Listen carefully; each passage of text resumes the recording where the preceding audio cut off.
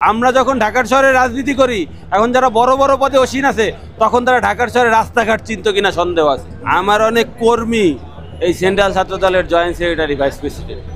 আমরা যে কমিটির এজিয়ে ছিলাম, ওই কমিটির মেম্বাররা ভাইস প্রেসিডেন্ট, ওই কমিটির মেম্বাররা জয়েন্ট সেক্রেটারি। যারা আমাদের হাত ধরে রাজনীতিতে আসছে, তারা এখন বড় বড় পদে, আর আমাদেরকে পদ দেওয়া হয় না। এটা একদম আর কি ইচ্ছাকৃতভাবে আমাদেরকে বঞ্চিত করা হয়েছে। এটার কোনো কারণ নাই, কোনো কারণ ছাড়াই আমাদেরকে বঞ্চিত করা হয়েছে। শুধুমাত্র যোগ্যতা বেশি থাকলে যদি বঞ্চিত হওয়ার থাকে, সেই কারণে আমাদের বঞ্চিত করা হয়েছে।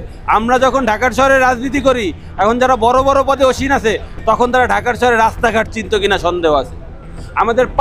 আমাদের সারিতে আমাদের হাতে হাত ধইরা মিছিল করার জন্য তারা পিছনে লাফালাফি করতো, যে কবে আমাদের সাথে একটু হাত ধইরা রাজনীতি করবে, আমাদের পাশে দাঁড়াইয়ে মিছিল করবে। তারা এখন সেন্ট্রাল বড় বড় নেতা, অথচ আমরা নাই। আমাদের 2-3 কাতার পরে মিছিল করতো, আমাদের সামনে কোনোদিন দাঁড়াইয়ে কথা বলতে পারছে এরা। মুদি দোকানদার, তাদেরকেই নেই কমিটিতে জায়গা দিছে, অথচ এখানে যোগ্য ছেলেবেলেদেরকে জায়গা দেয় নাই। এরা এখন বলে আমাদের যোগ্যতা নাই। আমাদের যদি যোগ্যতা না থাকে, এই কমিটির 60% লোকের কোনো যোগ্যতা নাই। তারা যুব দল, স্বেচ্ছাসেবক দল, ওই বিভিন্ন জায়গায় চাকরিজীবী, ব্যাংকার, মুদি দোকানদার, তাদেরকেই নেই কমিটিতে জায়গা দিছে, অথচ এখানে যোগ্য ছেলেবেলেদেরকে জায়গা দেয় নাই।